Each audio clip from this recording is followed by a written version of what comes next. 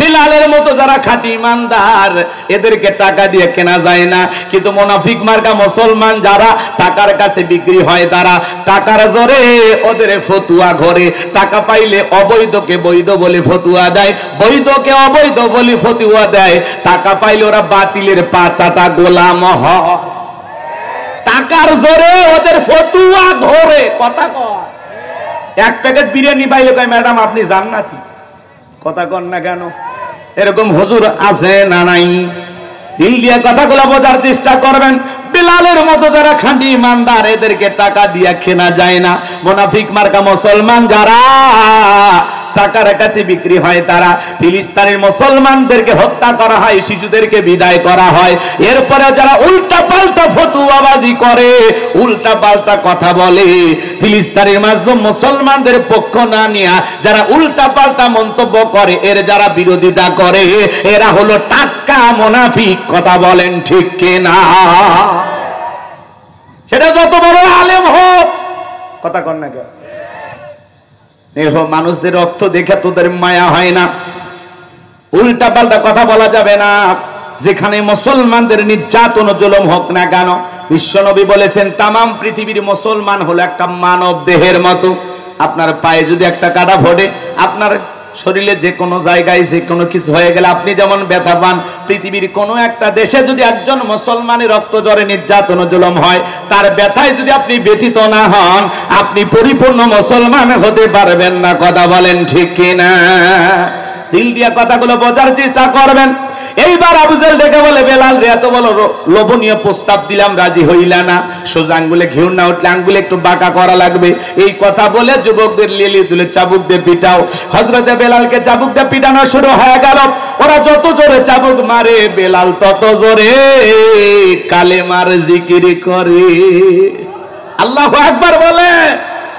চাবুক দিয়ে পিটাইতে পিটাইতে কালো চামড়া গুলো ফেটে রক্ত ঝরা শুরু হয়ে গেল। ইসলামের প্রথম মুয়াজ্জিম হযরতে বেলাল চাবুক দিয়ে পিটাইতে পিটাইতে কালো চামড়া গুলো ফেটে রক্ত ঝরতেছে। আবু জেহেল ডেকে বলে, বেলাল মারতে মারতে পিঠ গুলো ফেটে রক্ত ঝরতেছে, তবুও কি নবী মুহাম্মাদের কালেমা ছাড়বি না? হযরতে বেলাল ডেকে বলে, আবু জেহেল রে মারতে মারতে যদি মেরেও ফেলে দাও, জীবনটা দিতে রাজি, নবীজির কালেমা ছাড়তে রাজি নাই। বলুন সুবহানাল্লাহ। এইবার আবু জেহেল ডেকে বলে, যুবকের দল, বেলালের পায়ে রশি দিয়া বাঁধো, উটের সঙ্গে লাগাও, মরুভূমির উত্তপ্ত গরম বালিতে ছেঁচড়ায় ছেঁচড়ে ঘোরা হলো। আরবের বালিগুলো এত গরম, চাল দিলে মুড়ি হয়ে যাইতো। হযরতে বেলালের পায়ে রশি লাগায়া উটের পায়ের সঙ্গে বেঁধে ছেঁচড়াইয়া ছেঁচড়াইয়া নিয়ে ঘোরা গেল। বাবলা গাছের কাঁটাগুলো জিব্বার ভিতরে পেরেকের মতো মারা গেল। বিকেল বেলা নিয়ে এসে রেখে বলে, বেলাল চাবুক দিয়ে পিটাইলাম, পায়ে রশি লাগাই নিয়ে ঘুরলাম রে বেলাল, তবুও কি নবী মুহাম্মাদের কালেমা ছাড়বি না? হযরতে বেলাল ডেকে বলে, আবু জেহেল রে মারতে মারতে যদি মেরেও ফেলে দাও, বেলালের নিঃশ্বাস থাকবে যতদিন, বেলাল ইসলামের পথে টিকে থাকবে ততদিন। বলুন আল্লাহু আকবার। এইবার আবু জেহেল যুবকদের লিয়ে দিল। এ যুবকের দল, কয়েকজন মিলে বড় একটা পাথর নিয়ে এসে বেলালের বুকের উপরে চাপায়া দাও। কয়েকজন মিলে বড় একটা পাথর নিয়ে এসে হযরতে বেলালের বুকের চাপায়া দিল। আবু জেহেল মনে করলো পাথরের আঘাতে বেলাল মারা যাবে। এই কথা ভেবে কাফেররা চলে গেল। হাত বাঁধা, পা বাঁধা, বুকের উপরে বিশাল বড় পাথর, রক্তাক্ত জিহ্বা নিয়া চোখের কোনা দিয়ে পানি পড়তেছে, তবুও জিহ্বাটা নাড়ায়া হযরতে বেলাল জিকির করে। আপনাকে আমাকে জিকির করার জন্য কেউ মারে না, পেটে না, ধমক দেয় না, তবু আমরা কপাল পর আল্লাহর জিকির করি না? হাদিস শরীফের ভিতরে আসছে বাজান, যার জিহ্বাটা আল্লাহর জিকিরে ভিজা থাকবে, আল্লাহর জিকিরে তরু তাজা থাকবে, ওই জিহ্বাওয়ালা মানুষ কোনোদিন জাহান্নামের আগুনে জ্বলবে না। বলুন সুবহানাল্লাহ। এজন্য বাজান চলতে ফিরতে সব সময় জিকির করতে হবে কার? আযকুরুনি আযকুরুকুম আশকুরুলি ওয়ালা তাকফুরুন। তোমরা আমারে স্মরণ করো, আমি আল্লাহ তোমাদেরকে স্মরণ করব। কৃতজ্ঞতা প্রকাশ করো, কৃতজ্ঞ হয়ো না। হাঁটতে হাঁটতে জিকির করা যায়, মাঠে কাজ করতে করতে জিকির করা যায়, রিক্সা ভ্যান চালাতে চালাতে জিকির করা যায়, দোকানদারি করতে করতে জিকির করা যায়। সব সময় জবানে জিকির চালু রাখবো কার? সুবহানাল্লাহ, আলহামদুলিল্লাহ, আল্লাহু আকবার, লা ইলাহা ইল্লাল্লাহ সুবহানাল্লাহি বিহামদিহি সুবহানাল্লাহিল আযীম। পারবো তো ইনশাআল্লাহ? জবানে হালকা, মিজানের পাল্লায় সওয়াব অনেক বেশি। বলুন সুবহানাল্লাহ। হযরত বেলাল রক্তাক্ত জিহ্বা নিয়ে চোখের পানি ছেড়ে দিয়ে কাঁদেন আর আল্লাহর জিকির করে ডেকে বলেন, আল্লাহ। বুকের উপরে পাথর থাকার কারণে তোমার মতো মালিকের জিকির করতে বড় কষ্ট হয়। তুমি তো সেই আল্লাহ, ইব্রাহিমের জন্য যদি নমরুদের আগুনকে ফুলের বাগান বানায় দিতে পারো, ও আল্লাহ তুমি কি পারো না বেলালের বুকের পাথরটাকে তুলার মতো নরম বানায় দিতে? হযরতে বেলাল দোয়া করতে দেরি, আসমানের মালিক আল্লাহ দোয়া কবুল করতে দেরি করে নাই। বেলালের বুকের পাথরটাকে আমার আল্লাহ তুলার মতো নরম বানিয়ে দিয়েছেন। বলুন সুবহানাল্লাহ। হযরতে বেলালের নিঃশ্বাসের সাথে পাথর ওঠে আর নামে। বলুন সুবহানাল্লাহ। আশিক রাসূল বেলাল, নবীর পাগল বেলাল, নবীকে কতটা মহব্বত করতেন, ভালোবাসতেন জানেন? বিশ্ব নবী যখন মক্কা নগরীতে পথ চলতো, হযরত বেলাল একবার ডানে যায় একবার বামে যায়।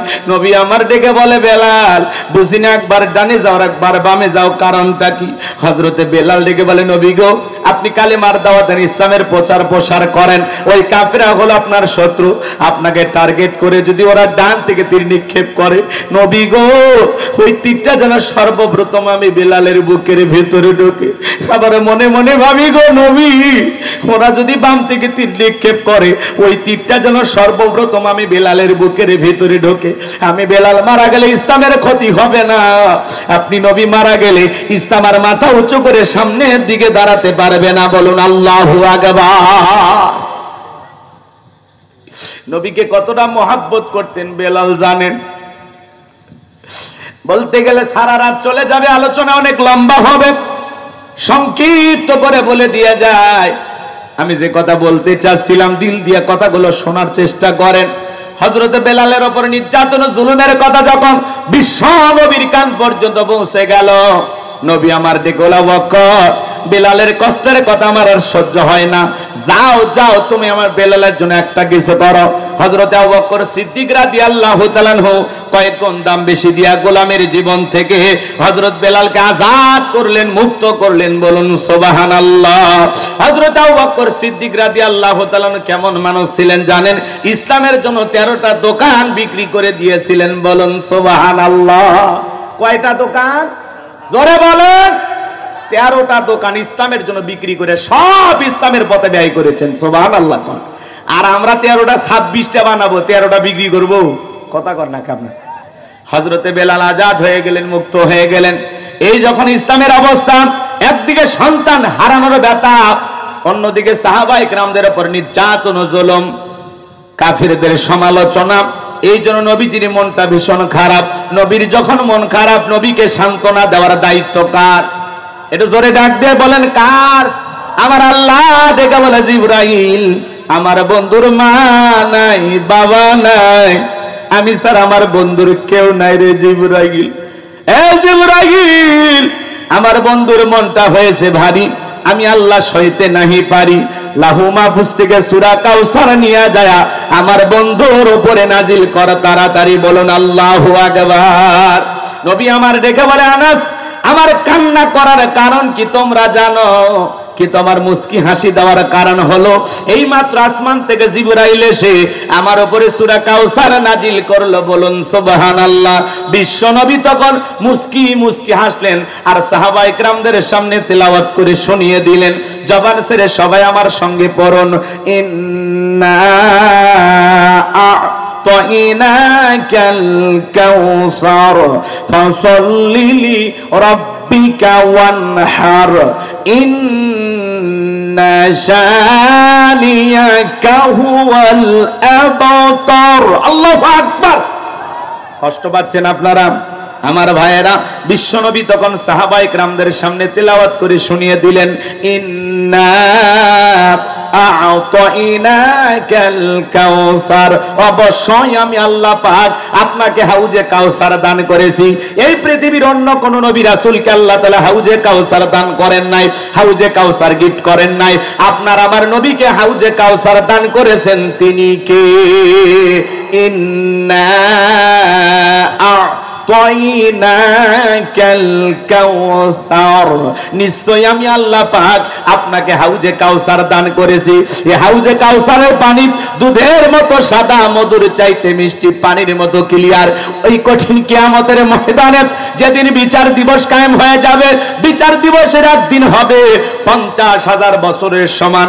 ওই কঠিন কিয়ামতের ময়দানে যেদিন সূর্য হাত মাথার উপরে চলে আসবে, জমিনটা হয়ে যাবে তামার জমিন, পাহাড় পর্বত নদী ডালা খাল বিল বিল্ডিং ইমারত কোনো কিছু থাকবে না।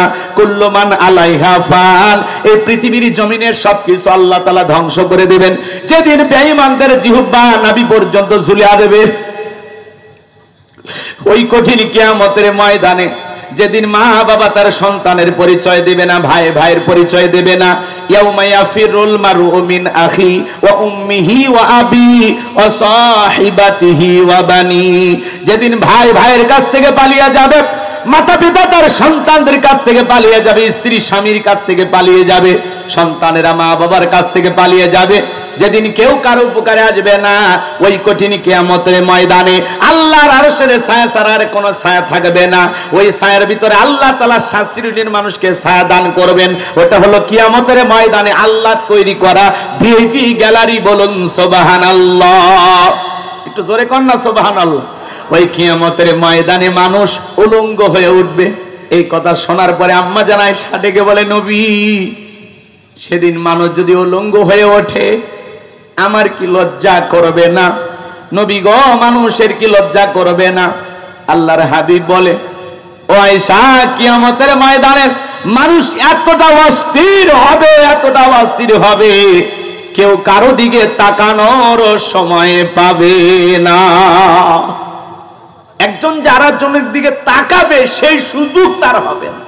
আল্লাহু আকবার। তাহলে কিয়ামতের কঠিন দিন কতটা ভয়ঙ্কর হবে। কষ্ট হচ্ছে আপনাদের? মন খারাপ করতেছেন আমার কথায়? ওই কিয়ামতের ময়দানে মানুষ পানি পানি বলে চিৎকার মারবে, দলে দলে মানুষ বিশ্ব নবীর দিকে রওনা করবেন। আমার ভাইয়েরা, কিছু মানুষের সামনে আল্লাহ রাব্বুল আলামিন পর্দার আবরণ তৈরি করে দিবেন। নবী তখন ডেকে বলবেন, আল্লাহ, আমি আমার উম্মতদের সংখ্যা অনেক বেশি দেখতে পাইলাম, কেন জানি সংখ্যাটা কমে গেল, বুঝতে পারলাম না। আল্লাহ তখন ডেকে বলে, বন্ধু, পাইকারি দরে আপনি সবাইকে হাউজে কাউসারে পানি পান করাইতে পারবেন না। দুনিয়ার জীবনে 2টি অপরাধ করেছিল যারা। ভাই, আপনারা রোজা আছেন? এদিক শোনেন, এদিকে শোনেন। তাহলে হাউজে কাউসারে পানি পাবে না তারা 2টি অপরাধ করেছে যারা। ওই অপরাধ আপনার আমার ভিতরেও থাকতে পারে কিনা? অপরাধ 2টা কি জানার দরকার আছে? একটু মনোযোগ দিয়ে শোনেন বাজান, পয়েন্টগুলো মনে রাখবেন। রাসূলের সন্তান কেন মারা গেল? কি সেই 3টি কারণ?